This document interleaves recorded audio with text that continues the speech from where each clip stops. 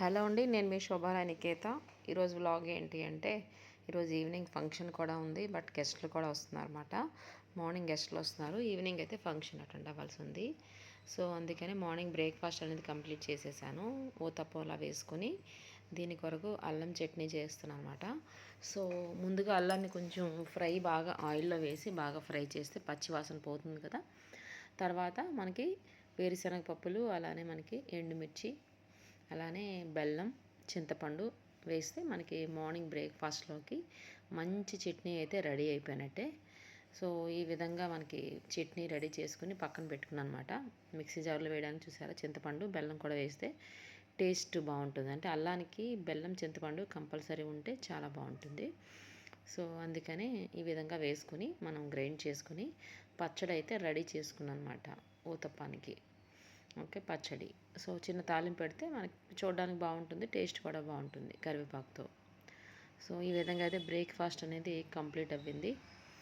తర్వాత నేను బ్రేక్ఫాస్ట్ చేసేస్తే మంచిదని ముందు చేసేస్తున్నాను. ఎందుకంటే ఆఫ్టర్నూన్ లంచ్కి ప్రిపేర్ చేయాలి. సో గెస్ట్లు వస్తున్నారు కాబట్టి కొంచెం ఐటమ్స్ అనేవి ఎక్కువే పెడదాం అనుకుంటున్నాను. సో వాళ్ళ గురించి ఇప్పుడు రెడీ చేస్తున్నాను అనమాట. అందుకని నాన్ వెజ్, వెజ్ 2 రకాలు చేయాల్సి ఉంది. ఈవినింగ్ ఫంక్షన్ కూడా ఉంది. సో అందుకని ముందు వంట చేసేసుకుంటే గెస్ట్లు వచ్చి తినేసి వెళ్ళిపోతే అప్పుడు మనకి టెన్షన్ ఉండదు. అందుకని వంట అయితే రెడీ చేసేస్తాను. సో 4 బర్నర్స్ ఉంటాయి కాబట్టి ఫాస్ట్గానే చేస్తాను. సో వెజ్లో మనకి పప్పు టమాటా కంపల్సరీ వేస్తున్నాను అనమాట. సో పప్పు టమాటా అయితే కంప్లీట్ అయిపోయింది. ఎన్ని వీలైతే అన్ని చేసి మధ్యలో మళ్ళీ పార్లర్కి వెళ్తూ ఉండాలి కదా. సో అందుకే వంట అనేది ఆల్మోస్ట్ మార్నింగే ఫినిష్ అయిపోతే బాగుంటుంది అనేసి ఫినిష్ చేసేస్తున్నాను అనమాట.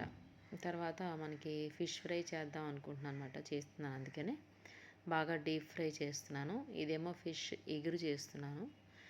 ఇంకొక పక్క చికెన్ కర్రీ వండుతున్నాను అనమాట. సో 4 బర్నర్స్లో అన్నీ అయిపోతాయి కాబట్టి అందుకే నేను చాలా ఫాస్ట్గా చేస్తాను. చికెన్ కర్రీ వండుతున్నాను. ఇంకొకటి ఏంటంటే ఇంకా ఎగ్ ఫ్రై కూడా చేస్తున్నాను.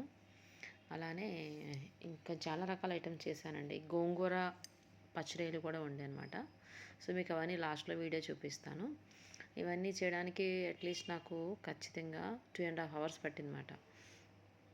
సో పచ్చడిలు, గోంగూర, అలాగే చికెన్ గోంగూర, ఇంకా పప్పు టమాటా, అలానే చూడండి ఐటమ్స్ మర్చిపోయాను. సో ఇందులో చూద్దాం. ఇది చికెన్ గోంగూర ఎగ్ ఫ్రై, అది చికెన్ గ్రేవీ, ఫిష్ ఫ్రై, ఇదిగోండి. సో ఈ విధంగా అన్ని రకాల కర్రీస్ చేసేసి వాళ్ళు వచ్చి తినేసి వెళ్ళిపోయారు అనమాట. సో వేరే బ్రాంచ్ అని చెప్పాను కదా, ఆ బ్రాంచ్కి వెళ్ళానమాట. మాధవధారలోని ఆ బ్రాంచ్కి ఒకసారి రమ్మంటే క్లయింట్స్ ఉన్నారంటే అక్కడికి వెళ్ళి వాళ్ళ స్కిన్ టైప్ అది చూసి ఫేషియల్ అది సజెస్ట్ చేసి వచ్చేసాను అనమాట. సో ఇంకా అక్కడ ఏంటేంటి రిక్వైర్మెంట్ ఉన్నాయని ఒక్కసారి మధ్యలో వెళ్ళి చూస్తూ ఉంటాను. సో రిక్వైర్మెంట్ ఏమున్నాయో ఒకసారి చూసుకొని మళ్ళీ అక్కడ తెచ్చిపెడుతూ ఉంటాను అనమాట. ఫేస్ వాష్లని, అలానే మనకి నెయిల్ పాలిష్లని, అలాగే. సో తర్వాత మళ్ళీ మురళీనగర్ వచ్చేసాను. హెయిర్ కట్స్ వెయిటింగ్ ఉన్నాయంటే. సో హెయిర్ కట్స్ అనేవి చెప్పాను కదండి, చాలా బాగా చేస్తాను. నా చెయ్యి కూడా పడుతుంది అన్నమాట. అందరికీ హెయిర్ అనేది చాలా గ్రో అవుతుంది. ఎంత తక్కువ హెయిర్ ఉన్నా సరే హెయిర్ గ్రోత్ అనేది చాలా బాగుంటుంది. సో హెయిర్ కట్ అనేది చేసేసాను. నేను డ్రైయర్ అయితే పెట్టనమాట, ఎందుకంటే హెయిర్ డ్యామేజ్ అవుతుందని డ్రై పెట్టను. ఓకే, ఈ విధంగా హెయిర్ కట్ అయితే ఒకటి కంప్లీట్ అవ్వింది.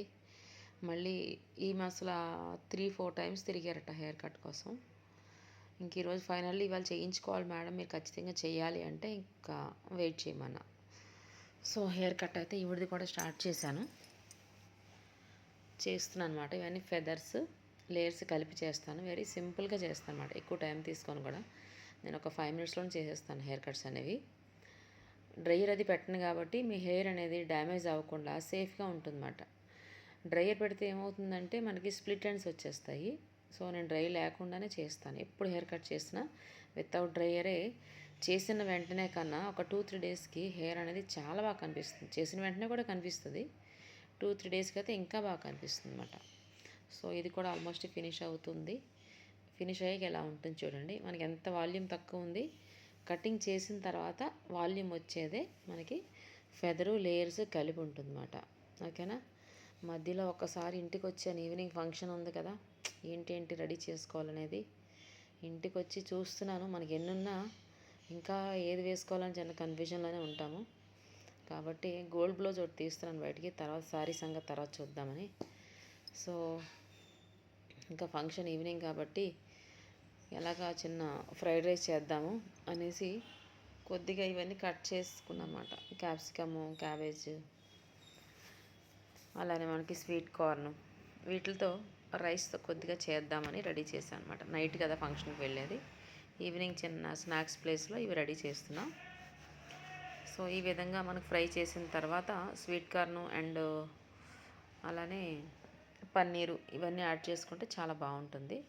యాడ్ చేసుకున్న తర్వాత రైస్ ఉంది కదా, కొంచెం రైస్ని ఇందులో యాడ్ చేసుకుని తింటే మనకి చాలా టేస్ట్గా అనిపిస్తుంది కదా. సో అందుకని ఈ విధంగా వేసి సోయా సాస్ వేసి అనమాట, కలర్ బాగుంటుంది, టేస్ట్ కూడా బాగుంటుందని. సో ఈ రైస్ అయితే మనకు ఆల్మోస్ట్ కంప్లీట్ అయిపోయింది. ఇవి తినేసి మళ్ళీ నైట్ వెళ్ళొచ్చు ఫంక్షన్కి. ఈవినింగ్ వచ్చి ఈ విధంగా ప్రిపేర్ చేసుకొని కాస్త లైట్గా తినేసి ఫంక్షన్కి అయితే రెడీ అయిపోయాయి అనమాట. సో ఆ గోల్డ్ బ్లౌజ్కి ఈ శారీ అనేది కట్టుకున్నాను. ఫంక్షన్ ఇప్పుడు ఆల్మోస్ట్ టైం ఎంత అయింది అనుకున్నారు? పార్లర్ నుంచి వచ్చేసరికి నాకు యాక్చువల్గా 9:30 అవుతుంది. ఈ ఫంక్షన్ గురించి 8 o'clock వచ్చేసా. రెడీ అయిపోయిన తర్వాత ఫంక్షన్ హాల్కి వెళ్ళామన్నమాట. జనాలు అందరూ ఆల్మోస్ట్ వచ్చేస్తున్నారు. సో కాసేపు స్పెండ్ చేసి వచ్చేయచ్చని వెళ్ళాము, ఫ్యామిలీతోనే వెళ్ళాము. సో మేడ మీదకి వెళ్ళి ఒకసారి గిఫ్ట్ ఇచ్చి వచ్చేసామంటే డిన్నర్ చేసి వచ్చేయచ్చని గిఫ్ట్ తీసుకుని వెళ్ళాము. సో అందుకనే నేను గోల్డ్ బ్లౌజ్ అనేది మెయిన్ ప్రయారిటీ ఇస్తాను అనమాట. గోల్డ్, రెడ్ అలానే గ్రీన్, బ్లాక్, ఈ మెయిన్ బ్లౌజెస్ ఉంటే మనం ఏ శారీ మీదకైనా మ్యాచ్ అయిపోతాయి. సో అందుకని ఆ బ్లౌజెస్ అవి రెడీ పెట్టుకుంటాను. సో మేడ మీదకి వెళ్ళిన తర్వాత బ్లెస్సింగ్స్ ఇచ్చేసాము పెళ్లి కూతురికి, పెళ్లి కొడుక్కి. అలాగే డిన్నర్ చేసేసి కూడా ఇంటికి వచ్చేసాము. ఇంటికి వచ్చేసిన తర్వాత ఈరోజైతే ఇలా గడిచిందండి. ఇంటికి వచ్చేసాము, ఇలా గడిచింది. మళ్ళీ ఇంకొక వ్లాగ్లో మళ్ళీ కలుసుకుందాం, ఓకేనా? So thank you so much. Beauty tips కూడా మీకు షార్ట్స్లో పెడుతూ ఉంటాను ఎవ్రీడే ఈసారి నుంచి. Thank you, bye bye.